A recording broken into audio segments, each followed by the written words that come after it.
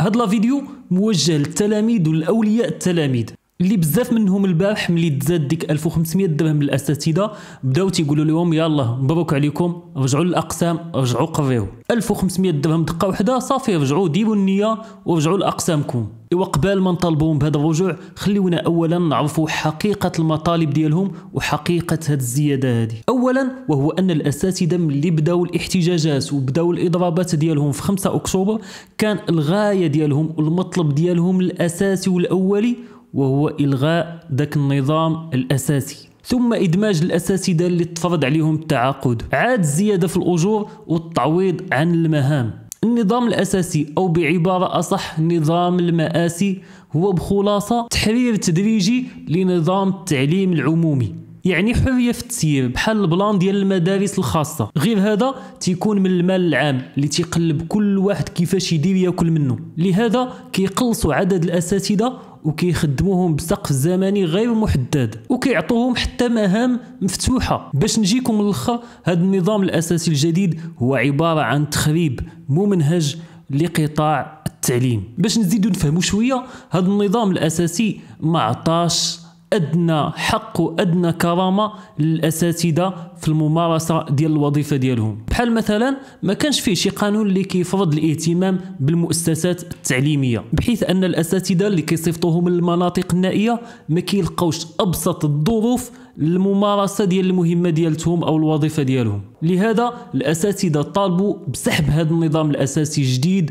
وصياغة نظام أساسي آخر بالمشاركة ديال رجال التعليم، لأنهم هما اللي عارفين الإشكالات والمعاناة الحقيقية اللي كيعانيوا منها واللي ما عارفينش الناس وفاهمينه غلط، وهو أن هاد الاحتجاجات وهاد المطالب ديال الأساتذة راه تصب في مصلحة المدرسة العمومية، أي في صالح ولاد الشعب. لهذا خاص الناس كلها تكون في جنب الأستاذ، في جنب المطالب ديالو.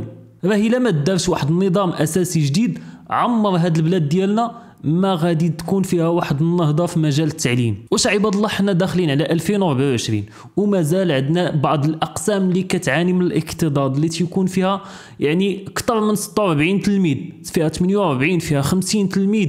لهذا خاص يفهموا أولياء التلاميذ والتلاميذ أنه ماشي الغاية الجوهرية هو يرجع الأستاذ يقري وصافي، وتظن بأنه إلا رجع الأستاذ تحت الظروف اللي كيقري فيها صافي راه ولدك غادي يقرا مزيان وغدا غادي يولي طبيب ومهندس. هذه راه غير أحلام، راه ما حد النظام الأساسي اللي هو يعني كيشمل هذه القوانين كلها هي ديال الظروف اللي تيقري فيها الأستاذ. عمر التعليم ما يكون مزيان، أي عمر وليداتك ما غادي يقراو مزيان.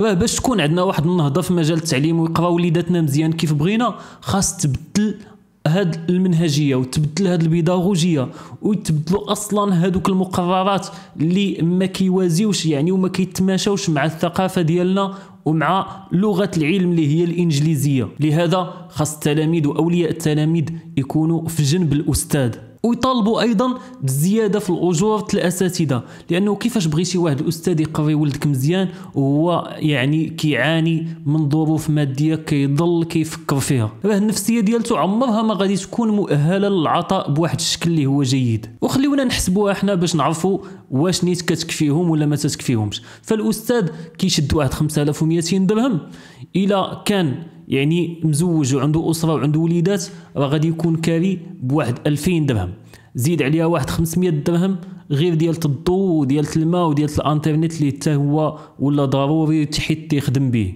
ثم زيد عليها المصاريف ديال التنقل. في الغالب الا عنده شي سياره شي طويموبيله ولا في الغالب عندهم شي موتور راه غتلقاه كيخسر ما بين لاسورانس وما بين ليسانس وما بين داكشي اللي كيدي ليه الميكانيك ولا السيكليس، على الاقل في الشهر غدي ليه واحد 1200 درهم. ايوا شحال شاط ليه 1500 درهم. 1500 درهم ديال تاش الماكله راه دابا في هذه الازمه اللي كاينه دروكا وهذا الغلا اللي كاين راه اقل شيء الا بغيتي يعني غير تشبع كرشك راه خاصك واحد 3000 درهم للشهر.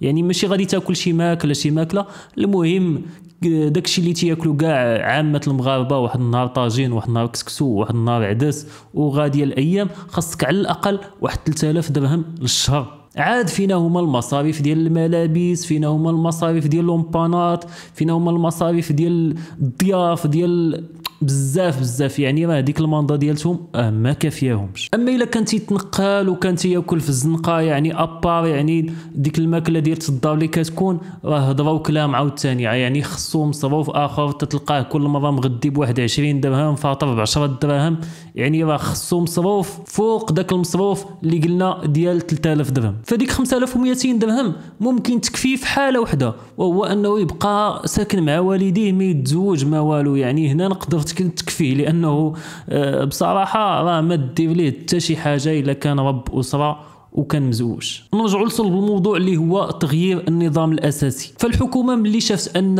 الاساسي ديال التنسيقيات يعني متحده وكتخرج باعداد كبيره ويعني متماسكه بواحد الشكل كبير، فقررت انها تسكتهم بواحد الزياده اللي كانوا موجدين لها من قبل، موجدين لها اصلا باش يسكتوهم بها ديال هاد 1500 درهم. هذا الخبر هذا وهذا الاتفاق هذا اللي خرجت به الحكومه والنقابات دون التنسيقيات، وللاسف اللي كان عليهم هما اللي يجلسوا معهم ويحاوروهم ويعرفوا المطالب الحقيقيه ديالهم. هاد الزياده ديال 1500 درهم اللي بتكون عباره عن 750 درهم ابتداء من السنه الداخله و750 درهم اخرى بتزاد في سنه 2025. مزيانه ياك؟ ولكن واش على بالكم بانه السنه المقبله كاين واحد الاصلاح ديال صندوق التقاعد اللي الحكومه كل مره كتنادي وكتقول بانه راه خوا وما بقى فيه والو.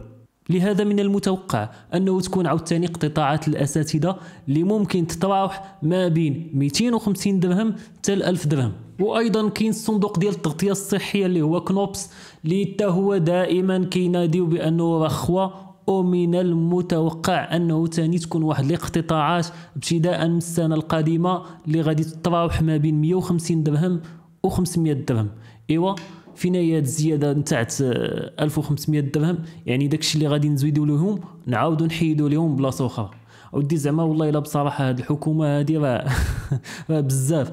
راه شوف ما تعطيك شي حاجه الا ما حيدات لك، بحال البلان ديال الدعم الاجتماعي اللي دابو دابا مع الناس، يعني ما عطوهم داك الدعم حتى زادوا عليهم في المواد الاساسيه اللي كيعيشوا بها، وحتى داك الدعم ديال اللي تيكون ديال الغاز ديال البوطه وديال السكر وديال الديك حتى هو معولين بيحيدوه لهم، عاد ديك الساعه غادي نزيدوكم ديك 4 درهم. فهذا بخلاصه الاخوان هو السبب اللي خلانا نتكلاصاو في المرتبه 86 عالميا على مستوى التعليم، ويعني واحد المرتبه اللي هي متاخره بزاف. لهذا الحل الوحيد الا بغينا انه تكون واحد النهضه في مجال التعليم اللي هو اساس نجاح اي بلد، التعليم والصحه هادو هما الاساس ديال نهضه اي بلاد. خاص كل شرائح المجتمع كلها تكون جنب الاستاذ، لان المطالب ديالو مشروعه. الاستاذ راه ماشي كيف تيظنوا بالناس بزاف انه بغى فقط الزياده في الاجور، لا، هذاك النظام الاساسي هو المطلب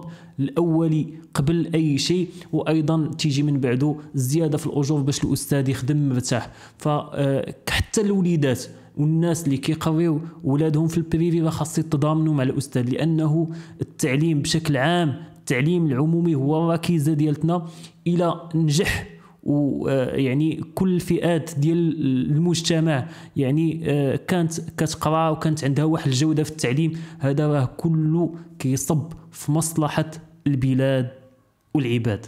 نتمنى تكون الفكره وصلتكم. الا كان عندكم شي سؤال ولا شي بيان اخر خليوه لي في التعليقات. شكرا على المتابعه، كان معكم المشاري عصام، حياكم الله.